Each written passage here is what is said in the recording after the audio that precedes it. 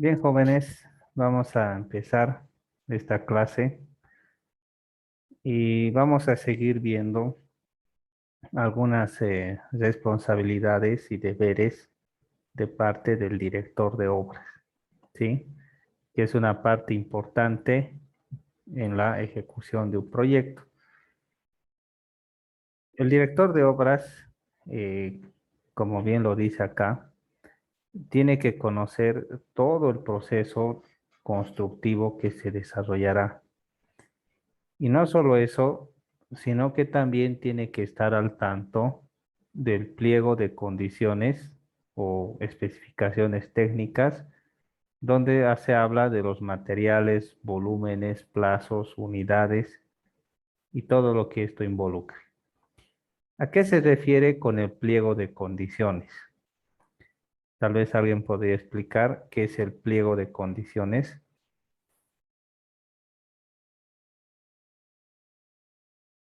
¿Mm? El DBC, Inge. No, Es el detalle de cada ítem. eso, claro. Los detalles técnicos con respecto a la ejecución y algunas normas que deben cumplir cada ítem, ¿sí? Por ejemplo, en el caso de algunos ítems como conformación, capa subbase, las especificaciones técnicas o el pliego de condiciones establece el rango de tamaños de partículas o la curva, ¿no? Que debe tener la granulometría de todo el material que va a formar la capa subbase y tiene que estar dentro de esos límites, ¿no?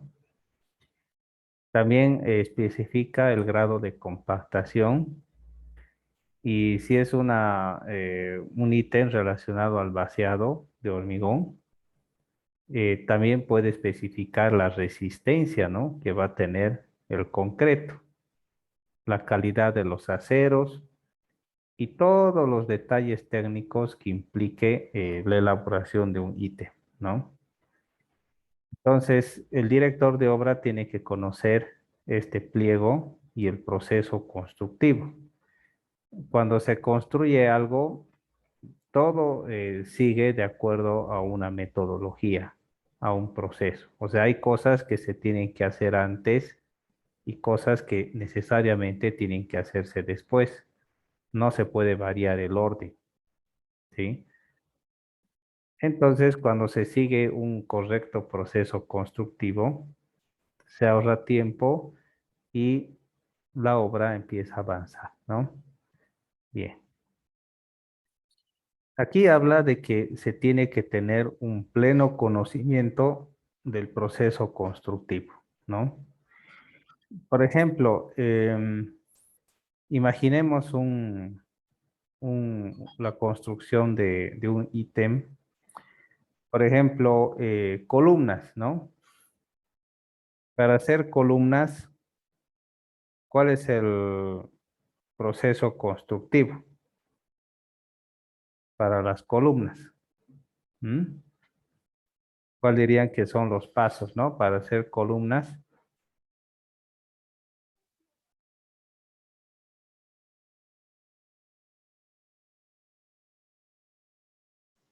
Armado de fieso, después encofrado, plomada y nivelación también. Tienen que estar igualitas las demás columnas y vaciado. Ujú. Falta el asegurado, ¿no? Hay que asegurar las columnas. Y el vibrado, que es lo más Claro. importante. Entonces, en el proceso de asegurado, se utiliza bastante alambre, se flechea, ¿no? Las columnas a fin de mantenerlas emplomadas y en su respectiva eh, posición. Entonces, es un proceso constructivo, ¿no? Entonces, antes de vaciar, se tienen que verificar las plomadas y el alineamiento. Es muy importante, ¿no? Si vamos a instalar tubo de alcantarillado, también tiene un proceso. hay que colocar después de la excavación la cama, ¿no? La cama de arena, se coloca el tubo, pero no es solo colocar, sino que tiene que estar alineado tanto en elevación como de forma longitudinal, ¿sí? Se controla con plomada. Si es que está alineado longitudinalmente y se controla de que no esté así, ¿no? El tubo. También se controla con hilo, ¿sí? Todo eso. Y después hace la famosa prueba. Hay dos pruebas, ¿no? Que se hacen para los tubos de alcantarillado. ¿Recuerdan cuáles pruebas son? En realidad son tres pruebas, ¿no? ¿Qué dirían? ¿Qué La pruebas se hacen? ¿Mm? prueba de la bola, prueba hidráulica. Eso, la bola, ¿no? Se mete una bola de madera y tiene que salir, ¿no? Por el otro lado. La prueba hidráulica. ¿Cuál es la otra prueba?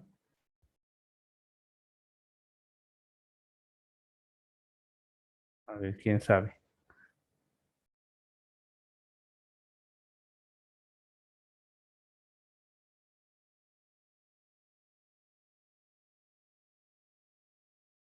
La prueba del espejo, ¿no? ¿Saben esa prueba del espejo?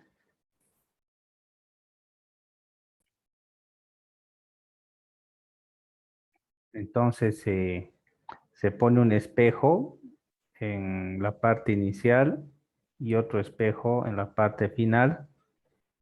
Se agarra una linterna, se ilumina en esta parte y este espejo por lo menos tiene que reflejar el 90% de la tubería. Eso es para controlar si la tubería está así, ¿sí? Tiene que estar alineada, ¿no? Entonces, cuando cumplen esas tres condiciones, recién se puede tapar con tierra cernida. ¿Ya? Eso un poco se apisona y después recién se entierra, ¿no? El tubo. Es un proceso constructivo, ¿no? Que tiene sus pasos que se tienen que seguir así, porque si tú lo pones y lo entierras y después te das cuenta que está mal, entonces desenterrar no es solo costo económico, sino que también es un problema social, porque la gente o los vecinos te ven desenterrando un tubo que supuestamente ya se ha enterrado, creas todo un problema social. La gente dentro de los vecinos, dentro de los comunarios, hay ingenieros, hay topógrafos, ambientalistas, hay gente de toda rama, ¿no? Que aparece, ¿no? A criticar, a decir cosas, a dar su opinión y están atentos a cualquier error, ¿no? Que pudiera ocurrir. Entonces hay que tener cuidado, ¿no? En el proceso constructivo. A veces me ha pasado que estoy preparando mezcla en la mezcladora y viene una vecina y dice, creo que está colocando muy poco cemento, porque para tantas palas o tantos baldes se coloca tantos baldes de cemento. La señora sabe, ¿no? O para una bolsa hay que colocar tanto, ¿no? Entonces los vecinos conocen, ¿no? Y están atentos a todo lo que se hace. Y uno tiene que hacer las cosas correctamente, ¿no? Tiene que haber un pleno conocimiento, ¿no? De lo que se está haciendo. Bien,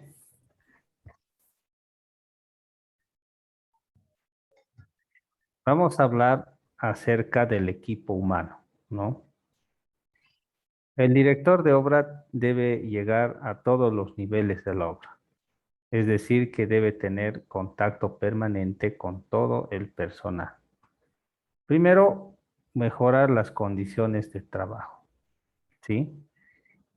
Eso significa que dependiendo al clima, se puede ofrecer el tipo de protección o uniforme que sea apropiado, ¿sí?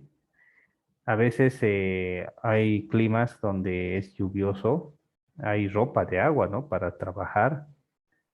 O si no, o es muy caluroso, también hay una especie de, se pone el casco y encima se pone una especie de sombrero, ¿sí?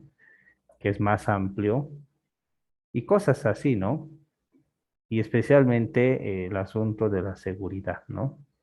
Tiene que haber seguridad y cosas por el estilo a fin de dar buenas condiciones de trabajo, herramientas, ¿no? Porque al final una persona sin herramientas no puede hacer mucho. Tiene que tener herramientas, ¿no? Tiene que tener claridad y justicia en el reparto del trabajo, equitativamente. Tiene que dar responsabilidades, crear un clima laboral, ¿sí? Hay gente que se queja, pero hay que ser también equilibrados en cuanto a eso. Y esto, ¿no?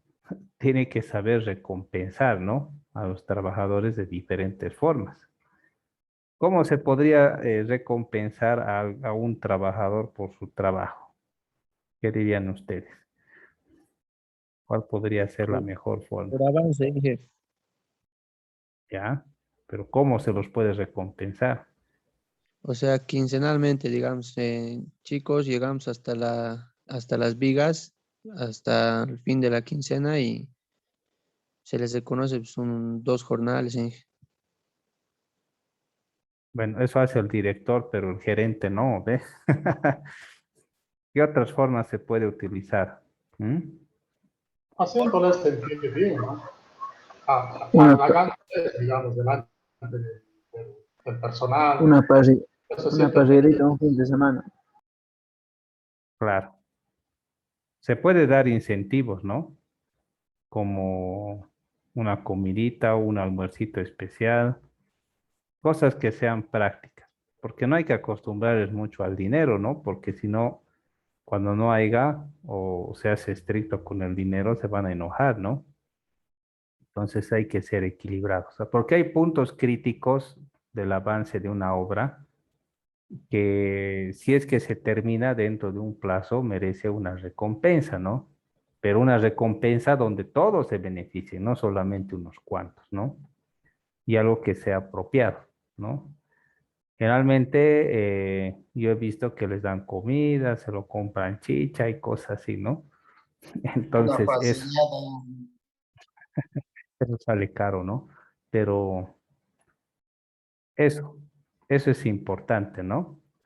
Entonces, cuando la gente sabe que reconoces y recompensas su esfuerzo, entonces trabaja mejor, ¿no? Bien, y también los salarios, ¿no? Entonces, a veces se mironean, ¿no? Si él gana más, él gana menos, hay que tener cuidado con eso, ¿no? Bien. Y bueno, hay otros profesionales como geólogos y topógrafos que no son los jefes, sino que están a cargo del director de obra, pero no podemos tratarlos lo mismo como a los trabajadores. Pero quizás ellos en algún momento quieran darse libertades con los trabajadores, ¿sí? Entonces es bueno de que no se pase de esa barrera, ¿no? Que al final el topógrafo trate de asumir el control de la obra en vez del director, ¿no? Así que todos tienen su lugar y todos tienen que cooperar como conjunto, ¿sí? Y nadie sobresalir. También el asunto de los planos constructivos. ¿Ustedes creen que una obra se construye exactamente como dice el plano? ¿O qué es lo que ocurre con frecuencia? ¿Creen ustedes? ¿Mm? Siempre hay modificaciones, sí. Eso. Y hay pequeñas variaciones, obviamente, ¿no? Pero en Siempre hay general hay que variación. tratar de hacer tal cual está en el plano. Yo prácticamente casi lo hago igual. Solo hay una diferencia, digamos, en medidas de 1 centímetro, 2 centímetros. Ujú. Claro. A veces por asuntos constructivos, ¿sí? Por asuntos constructivos, se hacen pequeñas modificaciones a los planos sin alterar la configuración arquitectónica.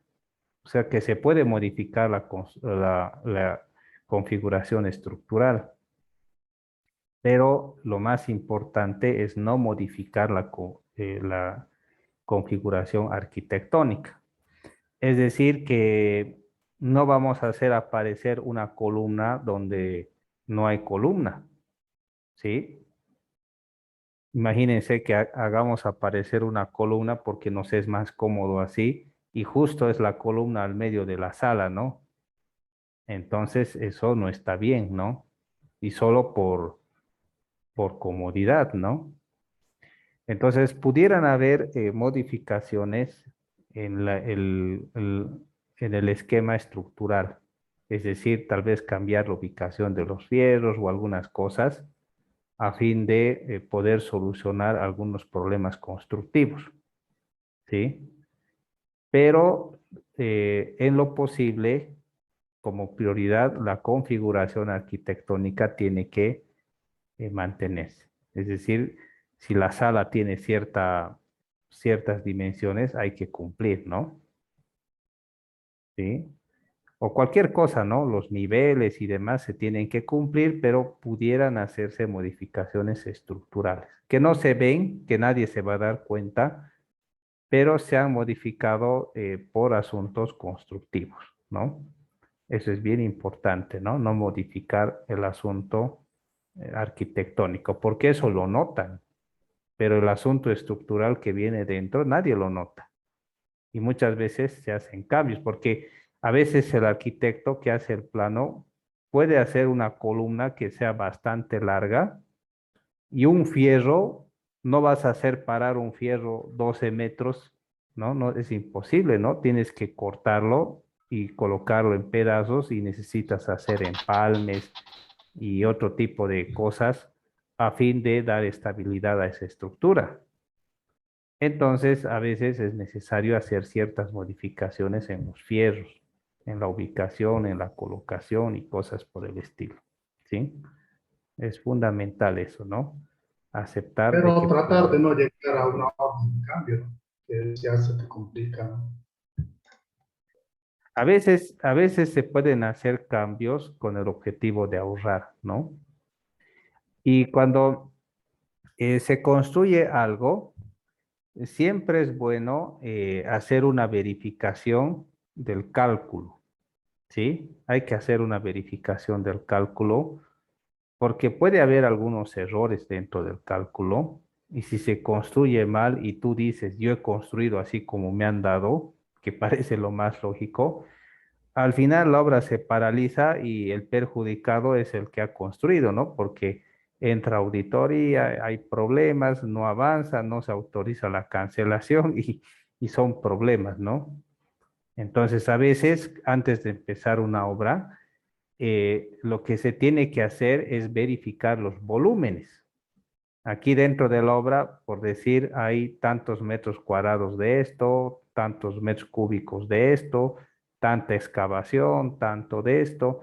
Ahora, los volúmenes que están, o los volúmenes contractuales, uno se pregunta, ¿son reales a lo que se va a hacer?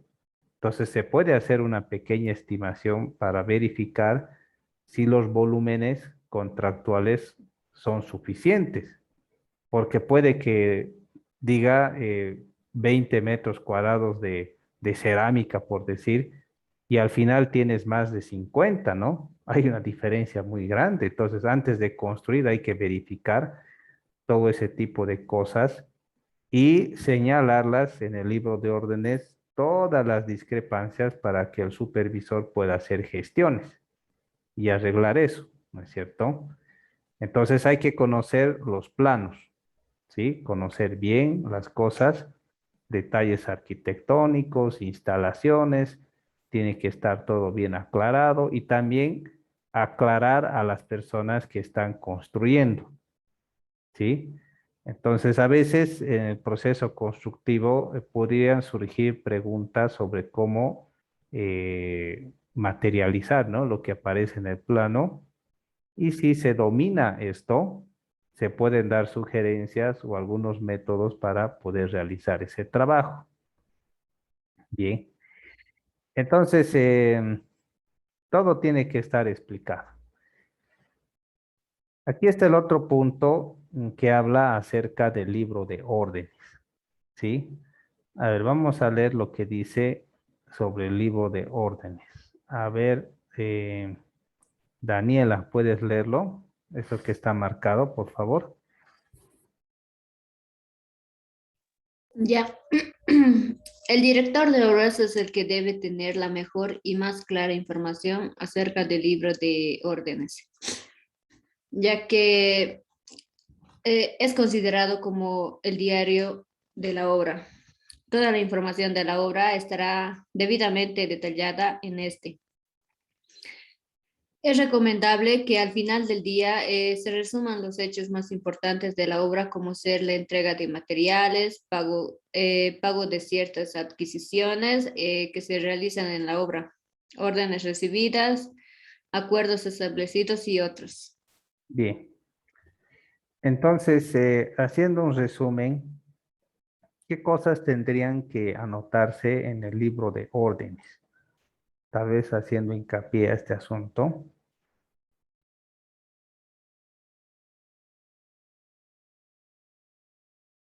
¿Mm? Mm, el clima también a veces anota ahí que cuando llueve. Ujú. Sí. No es solamente las órdenes, ¿no? Sino que también podrían anotarse acuerdos establecidos, o sea, ciertas modificaciones que la supervisión está aprobando, ¿sí? O algunos cambios que se están realizando, se tienen que anotar también ahí y ambos firman. Es un documento legal donde después uno no se puede negar, ¿no? Porque lo común en este tipo de trabajos es que llega el momento cuando después todos se niegan. Yo no he dicho esto. No sé cuándo ha pasado esto. Yo no he dicho, no, no es así. Yo no sé nada, ¿no? Pero Eso pues, es lo más importante del libro de órdenes. Lo más importante, porque le haces firmar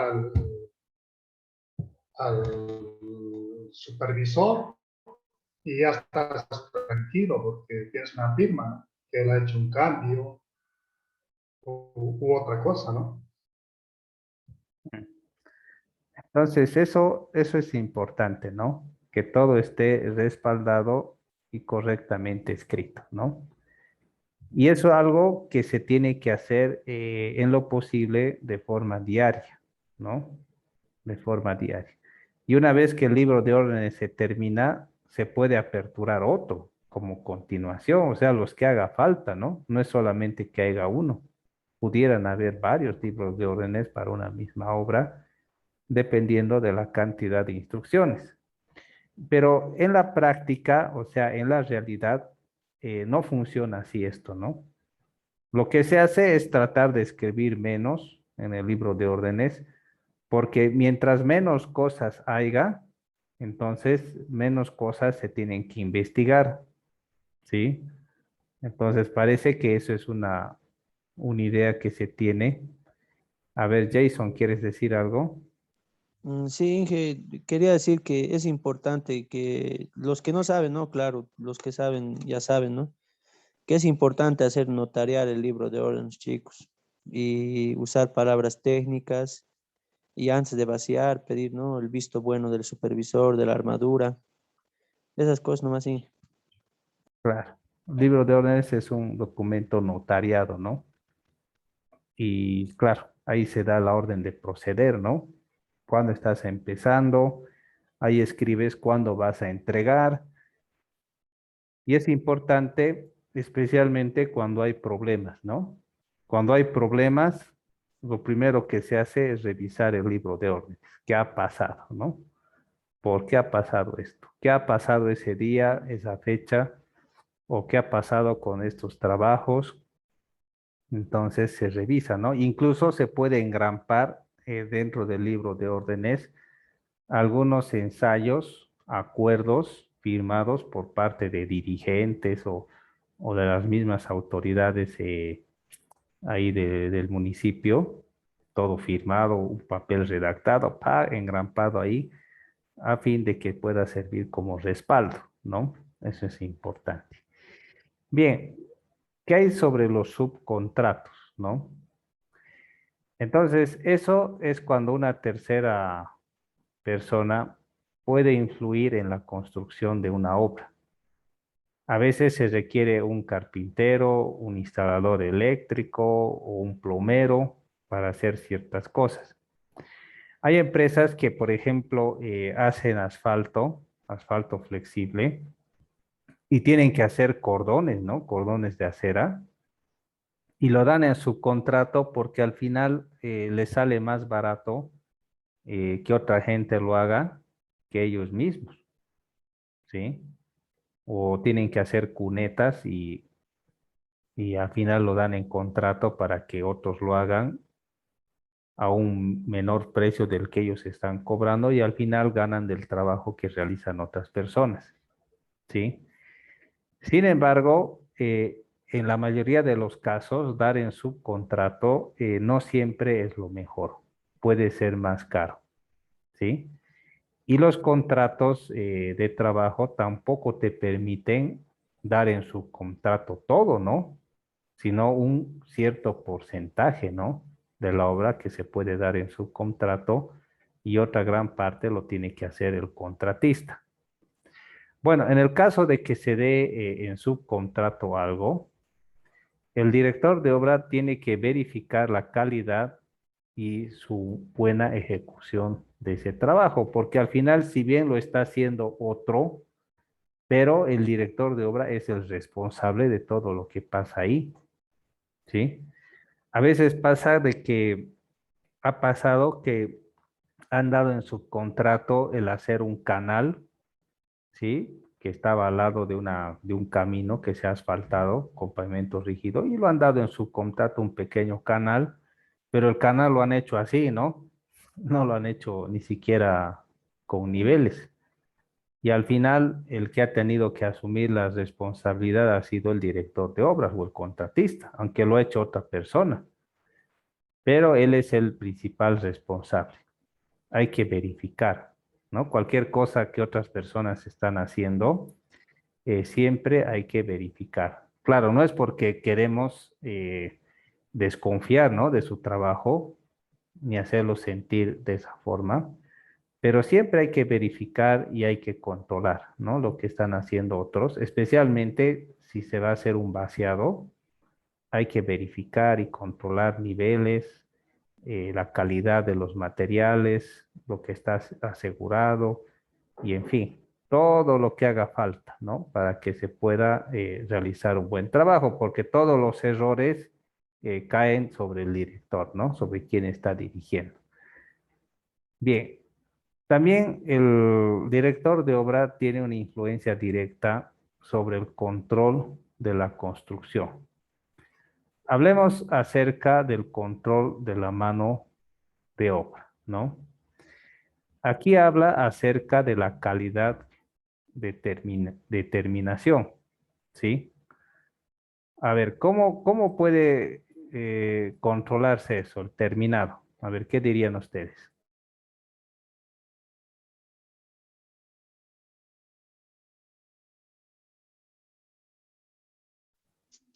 Buenas noches, Inge. Normalmente eso se observa en obra cuando, cuando el albañil tiene un terminado fino o bastante estético, se podría decir. Hablemos de un muro de ladrillo visto, las hiladas son bien finas. Eso más claro en obra se ve, Inge. Eso. Ahora, si ustedes están mirando un muro de ladrillo, ¿cómo se dan cuenta que está bien hecho el muro? ¿Qué cosas tendrían que fijarse? ¿Mm?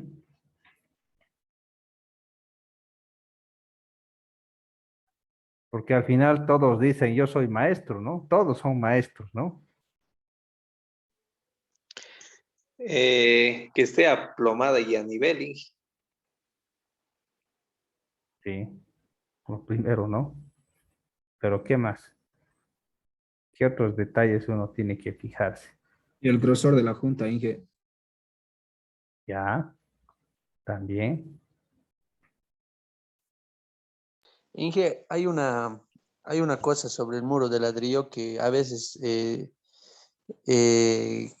hay muchos albañiles que se equivocan, digamos. El lado áspero va arriba y el lado liso del ladrillo va abajo. Eso también se tiene que controlar, ¿no? Que esté colocando bien los ladrillos. ¿Ya? Jóvenes, Que esté bien trabado igual, ¿cómo dice Saulo? que esté bien trabado o intercalado, como Ah, dice. eso iba a decir. El trabazón, ¿no? Porque si tú te fijas en una hila de trabazón, puede estar así, ¿no? Puede estar así, de esa forma. Y en realidad eso no es un buen trabajo. Es cuando tú ves cerámica y todo parece bien, ¿no? Pero tienes que fijarte si están coincidiendo los zócalos con las cerámicas en sus divisiones. Entonces, un albañil que es fino se preocupa por eso. Incluso trata de centrear, ¿no? Trata de centrear las cerámicas a fin de que quede estético. Entonces, hay varios detalles que uno puede notar del trabajo de otras personas y puede ver, en este caso, la calidad de la terminación. Eso es importante, ¿no? También se puede ver en los revoques, en el mismo vaciado, ¿no? A veces algunos no hacen chanfles, ¿sí? ¿Saben qué es el chanfle? ¿Y qué pasa cuando no haces chanfles? La parte de la arista, sí, cuando se encobra se desportilla. Eso. Hay algunos que no hacen chanfles, ¿no? Porque no quieren o no lo ven necesario, pero se desportilla y se descubre el acero, ¿no? Entonces, hay varias cosas que se pueden ver en la calidad del trabajo de una persona. Entonces, es importante ver la terminación, ¿sí? Y tener una idea acerca de la terminación, ¿no? Cómo se puede hacer un buen trabajo. Bien, eso es importante, ¿no? Después hay que ver el asunto del control de los materiales. Hay que evitar lo que son los despilfarros y los robos. Lamentablemente, los trabajadores despilfarran bastante lo que son los clavos, lo que es el alambre y cualquier cosa que sea madera, ¿no? Despilfarran, ¿no? Entonces hay que controlarlos, ¿no? Hay que controlarlos porque a veces puede haber un mal acopio, por ejemplo, de cemento y se rompen bolsas, ¿no? Y no les importa, ¿no? La bolsa está rota y demás. O los clavos lo botan donde sea, se pierden las herramientas. Entonces hay que ordenar, ¿no? Tiene que estar todo ordenado, bien claro. A veces incluso hay un obrero que es a cargo de almacén, ¿no? Que sirve como portero también, que en su cuaderno lleva un control de todo lo que entra y todo lo que sale y quién está sacando, ¿no? Es importante también eso, ¿no? Y este asunto de las facturas, ¿no? ¿Por qué es importante controlar las facturas y los inventarios? ¿Qué dirían ustedes? Si logras, digamos, una suma, Inge, equivalente a la suma que tienes que facturar en facturas, no pagas pues, el IT. Pero si no logras acumular esa suma, entonces tienes que pagar. Claro, eso es mensualmente, ¿no? Tienes que tener un, un costo en ese sentido, ¿no? Sujeto a impuestos, ¿no? Métodos y procesos empleados. Bueno, esto tiene que ver simplemente controlar, ¿no? Controlar a la gente. Aquí el cumplimiento, ¿sí? Hay que sancionar, ¿no? A las personas que tal vez no están dando seriedad al trabajo, porque lo más común es de que algunos aparecen, luego desaparecen, aparecen, desaparecen, ¿no? A eso se le llama el cancheo, ¿no? Algunos solo vienen a canchear y eso no es bueno, ¿no? Perjudica. Lo mejor es hacer que trabajen por metro. Es lo mejor que puedes hacer. Ujú. Hay diferentes formas de trabajo, ¿no? Hay el destajo también, ¿no? El destajo, el contrato. Entonces, formas de controlar, ¿no? Eso vamos a ver más adelante.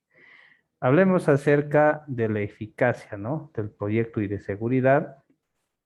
A veces es importante hacer una visita por la obra para ver el asunto de la seguridad, ¿sí? Pudieran haber riesgos que no están previstos, ¿no? Entonces es bueno verificar. Yo me acuerdo de un ingeniero que antes de la vaciada se ponía a patear puntales, ¿no? Estaba pateando puntales para ver cuál se salía, ¿no? Y hay que asegurar eso, ¿no?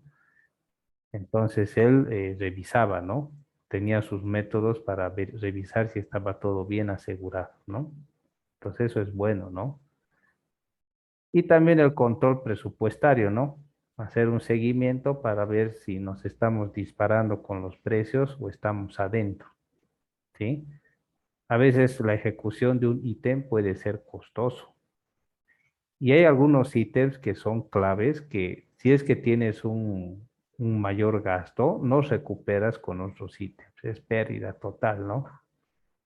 Entonces es importante que al momento de presupuestar una obra, los ítems más importantes tengan cierto margen de holgura por si hay subida de precios u otro tipo de cosas, ¿no? Que podrían perjudicar eh, la obra, ¿no? Entonces, todos esos son los deberes que tiene el director, ¿no? Controlar, verificar, estar al tanto y también explicar, ¿no? Básicamente ese es su trabajo. Hablemos del control de la calidad del proyecto, ¿no? En lo que se refiere al control de calidad de un proyecto, este se puede dividir en tres partes. Calidad de la solución, calidad de la descripción de la solución, es decir, planos, explicaciones técnicas y detalles constructivos, y calidad de la justificación de la solución que se refieren los cálculos. Ahora, si hablamos de estos aspectos técnicos como el costo y plazo de ejecución, este es importante porque el plazo general se va a formar dependiendo de los plazos que te tome realizar ciertas tareas. Entonces, dentro del cronograma sabes cuánto tiempo te puede tomar hacer ciertas tareas y no tienes que pasarte de eso. Y también hay ciertos costos que pueden tener los ítems. Tampoco hay que pasarse de eso. Entonces hay que empezar a controlar, ¿no? También el asunto de los planos y detalles constructivos que pueden modificarse. Constantemente se modifican algunos detalles y también se trata de poder cumplir con los planos, ¿no? A veces pasa que en el caso de las calles, generalmente tienen niveles. Tú tienes que empezar desde una calle que en el pasado se ha construido y tienes que empezar de ahí y empatar en otra calle. Pero cuando sacas los niveles no coinciden con los planos, porque los de la otra empresa que en un pasado hicieron esa calle no han cumplido con los niveles, tal vez porque los anteriores a ellos tampoco lo hicieron y eso se ha ido arrastrando y te toca hacer a vos y verificas los niveles y resulta que la calle no está en los niveles, ¿no? Que debería estar. Así que tienes que replantear el sistema topográfico y ajustar a lo que tienes, ¿no? A veces ha pasado que una calle estaba planeado hacer lomo de pez, que le llaman cuando tiene el bombeo, pero por los problemas topográficos, las aceras que han hecho los vecinos, que el canal que está ahí al medio y demás, se ha tenido que hacer en forma de una sola pendiente o pollera, como se llama. ¿Por qué? Porque las circunstancias han dado para eso, ¿sí? Entonces es importante conocer bien los planos y las explicaciones y esos detalles constructivos y dar soluciones que sean prácticas, ¿no? No siempre se puede hacer como dice el plano, mucho depende de las circunstancias, ¿no? Pero por lo general el ancho de la calle tiene que respetarse, tiene que cumplirse y las pendientes podrían variar, ¿no? Las pendientes transversales o longitudinales. Pero también estas calles tienen pendientes mínimas, ¿no? Una calle, por ejemplo, trabaja con 0,12, 0,11, no puede trabajar con menos, ¿no? 0,11%. Entonces, si tú pones menos de 0,11, el agua ya no corre, ¿ya? Entonces, tienes que tener mucho cuidado con las pendientes longitudinales y las transversales. Bien, y también la calidad de justificación, y eso hace referencia a cálculos. Hay algunos tipos de obras como pasa que necesitas hacer obras que sean complementarias por las circunstancias, ¿no?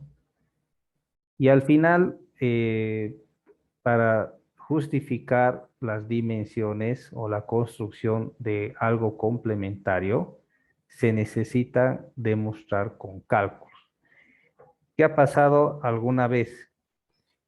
Estaba planeado, imagínense, colocar una serie de puntales y encofrado para vaciar una viga de puente. Pero resulta que no se puede hacer eso porque hay la temporada de lluvia y el río está corriendo. No es mucho, pero corre y puede ocasionar de que los puntales puedan asentarse, ¿no? Y salir chueco todo. Así que se decide hacer una cercha por abajo a fin de que sirva como encofrado y se pueda vaciar la viga allá arriba, ¿no? Una viga de hormigón armado de puente, de hormigón armado, no postensado. Así que la supervisión puede pedirte el cálculo estructural de esa cercha provisional que vas a hacer.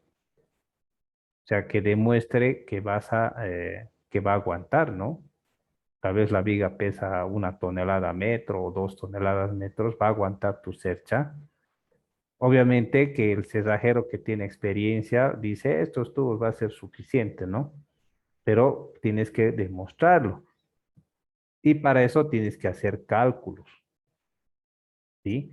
O a veces pasa que en la construcción de un hospital o un centro de salud, el CEDES u otras instancias piden hacer ciertas modificaciones a los planos que son justificadas de acuerdo a reglamentos de salud. Y te piden hacer una rampa donde puedan subir las camillas, ¿no? Y no estaba planeado hacer eso, ¿no? Así que tienes que hacer la rampa y decides colocar ménsulas para que la rampa se pueda mantener sobre las columnas y así estructuralmente pueda funcionar. Pero eso no estaba planificado.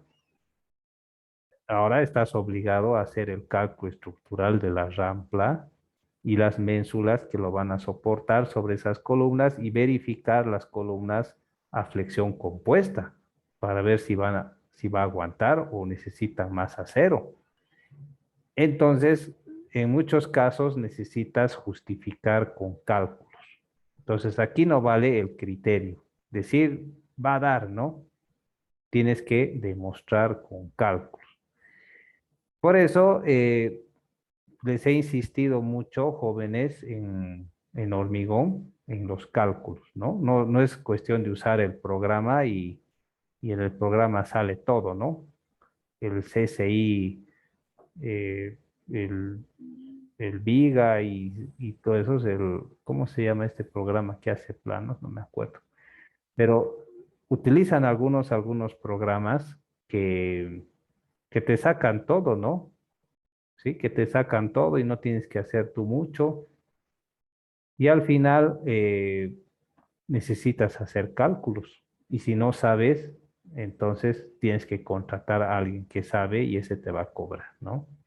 Entonces es mejor que tú sepas y puedes revisar incluso el cálculo de otra persona o puedes hacer cálculos para justificar algunas modificaciones o detalles técnicos que se están añadiendo a un diseño, ¿no? Eso es muy importante, ¿no? Que ustedes puedan hacerlo, ¿no? Bueno, con respecto a los planos de construcción, hay que tener en cuenta esto, ¿no? Una presentación correcta, y fíjense, los planos tienen que estar a una escala adecuada. También tiene que tener simbología, tiene que tener cuadros de información, ¿sí? Porque pueden haber problemas de interpretación. Cuando se interpreta mal un plano, se construye mal la estructura. Así que tiene que estar correctamente interpretado. Ahora, si ustedes comparan lo que han hecho en hormigón armado, verán que muchos de sus planos de ustedes no se pueden interpretar correctamente. Entonces, los planos no tienen que ser así, sino tienen que ser claros, correctos, tienen que tener escalas apropiadas y detalles técnicos anotados en el plano. Y claro, los planos tienen que estar de acuerdo con los cálculos, ¿sí? Eso es importante. Tienen que haber detalles constructivos, ¿sí? Y también no se tienen que omitir detalles como pensando que eso es algo que se da por sentado. Especialmente en las estructuras metálicas, lo más importante que tiene que estar detallado son las uniones. ¿Cómo vas a colocar los pernos o las soldaduras? ¿Cada qué distancia vas a colocar los pernos o los pasadores, ¿no? De una unión. ¿Se acuerdan en la materia de estructuras de madera, cuando estábamos? Podríamos diseñar la cercha, sacar la escuadría y todo eso, pero las uniones son importantes. Si van a hacer uniones con clavos, ¿cuántos clavos van a entrar y cómo van a estar colocados? Si son pernos, también cómo va a estar. Si se utilizan embarbillados, entonces, ¿cómo van a ser cortados y acomodados? Todos esos detalles tienen que estar dentro de los planos. Entonces, no suponer de que quienes van a construir ya lo saben, ¿sí? Sino que ellos tienen que ver cómo se tiene que construir porque hay reglamentos que hemos visto que establecen la separación de pernos, establecen las longitudes de soldadura, los espesores mínimos de plancha que se tienen que usar y todo ese tipo de cosas que son importantes, ¿no? Bien. Entonces, en todo tipo de obra, ya que sea un túnel, un puente, un edificio o lo que sea, tiene que estar todo bien claro.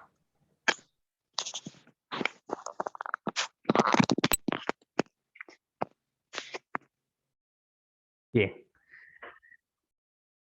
Y otros detalles más, servir a los propósitos que explique el cliente, construir mediante técnicas conocidas, alabadas, ¿no? Avaladas, es decir, que sean certificadas y que sean resistentes a las cargas, al uso al que serán sometidos durante un periodo razonable y que se termine de forma óptima, ¿no? Un proyecto. Bien, ¿no? Control de calidad de los materiales. Esto también ya hemos visto un poco, pero vamos a ver más detalles. Entonces, aquí, por ejemplo, habla de algunas cosas que son importantes con respecto a los materiales, ¿no? Que a veces pueden haber variaciones, ¿sí? Pueden haber variaciones que te pueden hacer no equivocar, pero pudieran cambiar las condiciones, ¿no? Pueden variar una longitud o una resistencia. Por ejemplo, ¿alguna vez han visto la diferencia entre los tubos eh, galvanizados, tubo galvanizado chino y el argentino? ¿Saben la diferencia? ¿Alguna vez han visto eso?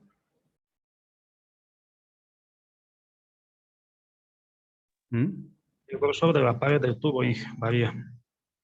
Ya, no solo eso, ¿no?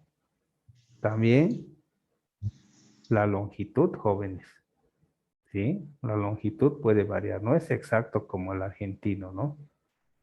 Pudiera variar un poco, ¿no? Entonces, eso te puede hacer un poco equivocar.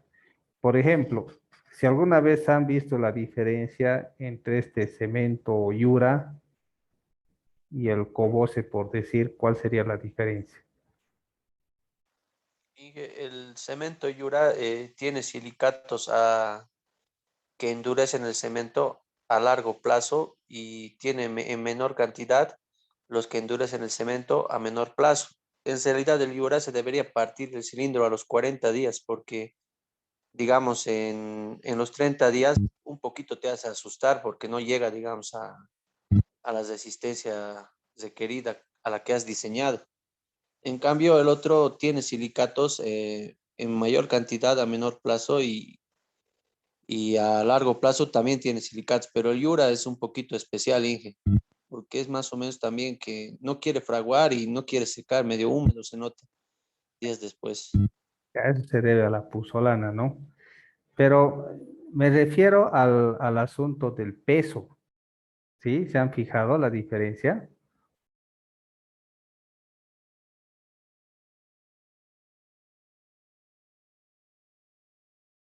Por ejemplo, el cemento Yura viene con 42,5 la bolsa, ¿no? Kilos, mientras que el Cobose viene con 50. El Francesa, el Emisa y demás vienen con 50 kilos.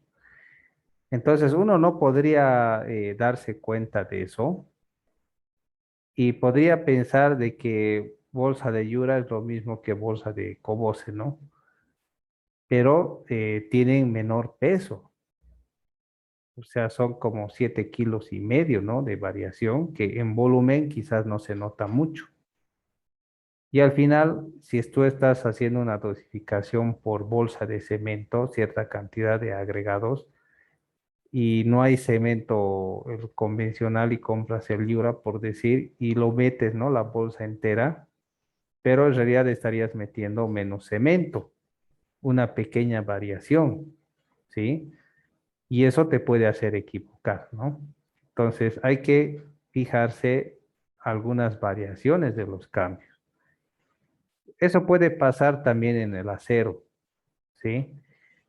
Antes, cuando recién estaba apareciendo el acero de 5,000, lo común era encontrar aceros de 4,200, pero ha empezado a llegar el acero belgo, el mitral de 5,000, y en los cálculos estaban con acero de 4,200, ¿sí?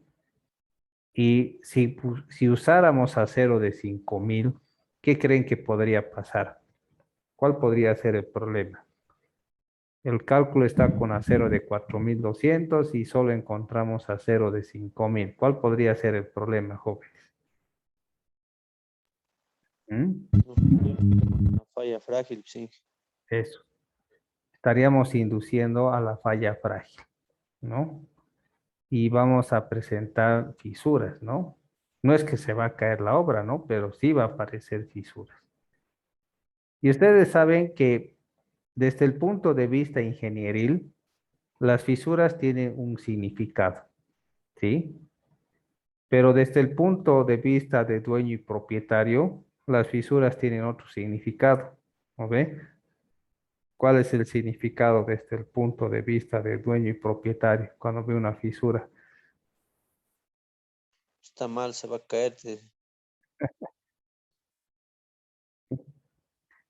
Mientras que el punto es ingeniería, ah, sí, esto ha fallado a la flexión, pero no se va a caer, ¿no? Entonces es importante ver esas variaciones en cuanto a los materiales, ¿sí? Es importante eso, tomar en cuenta esas pequeñas variaciones, ¿no? Bien. También los materiales tienen que estar limpios, rígidos, hay que encontrar defectos, corregirlos, ¿sí? A veces alguien podría estar utilizando, como dice, encofrado que ya ha sido usado mucho tiempo y no está en buenas condiciones, ¿no? Puede patear, ¿no? La madera, así que hay que desechar, ¿no? Y hay que usar un mejor encofrado. Bien, bien, jóvenes. Quedamos acá. Les voy a señalar la práctica, ¿sí? Que tienen que hacer. Van a buscar del psicoes jóvenes un proyecto, ¿sí? Un DBC de un proyecto, cualquiera, pero uno que sea arriba de 500,000, de 500,000 para arriba, ¿de acuerdo? Puede ser alcantarillado, agua potable, empedrado, cualquier cosa, ¿ya? Que sea, que tenga volúmenes de obra, pero la única condición es de que sea de 500,000 para arriba. Entonces me lo muestran, yo lo apruebo y lo suben a la parte de prácticas, ¿ya? Solo eso, tan fácil, ¿no? Y eso tiene nota, 15 puntos. Así que vayan buscando un DBC que sea de 500,000 para arriba, ¿de acuerdo? Y le No ponen importa el carátula. tipo de proyecto. Perdón, No, Inge, no importa el tipo de proyecto, ¿no? no, no importa, pero que sea una construcción civil, ¿no? No un servicio, ¿no? Como provisión de arena, provisión de grava, provisión de cemento o servicio de mano de obra, nada de esas cosas, ¿no? Tiene que ser una obra con volúmenes, ¿sí? Volúmenes de ejecución. Y no se consigan algo que tenga muchos ítems. Mientras más ítem, menos ítems, mejor, ¿ya? Porque se les va a hacer largo su proyecto. 5 ítems, 10 ítems, perfecto, ¿no? 3 ítems, ya, súper, ¿no? Pero no se consigan algo que sea muy grande, ¿no? Hay algunas obras que tienen 30 ítems, 40, 60, ¿no? No, consíganse algo básico y pequeñito, ¿sí? Pero que sea arriba de 500,000, ¿de acuerdo? Preguntas sobre esto, jóvenes.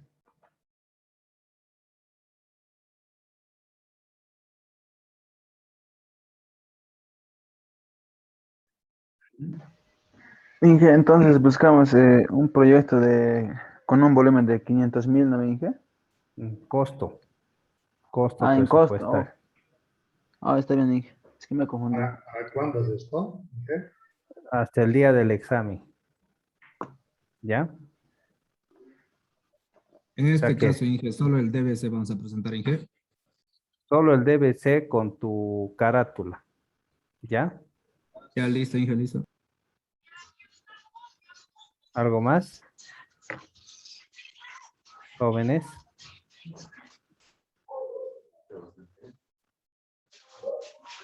Bien, saquemos Habría que una subirlo evidencia. antes, ¿no? ¿Sí?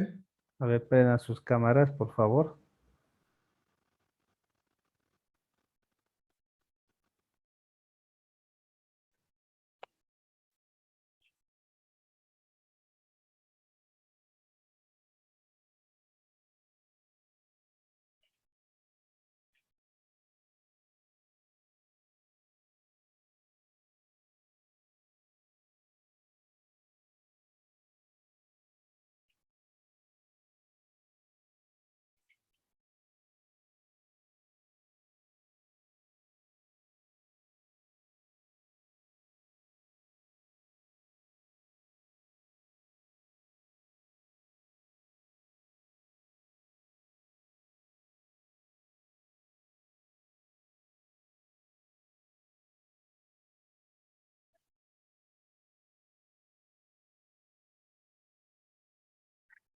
Bien, jóvenes, quedamos acá.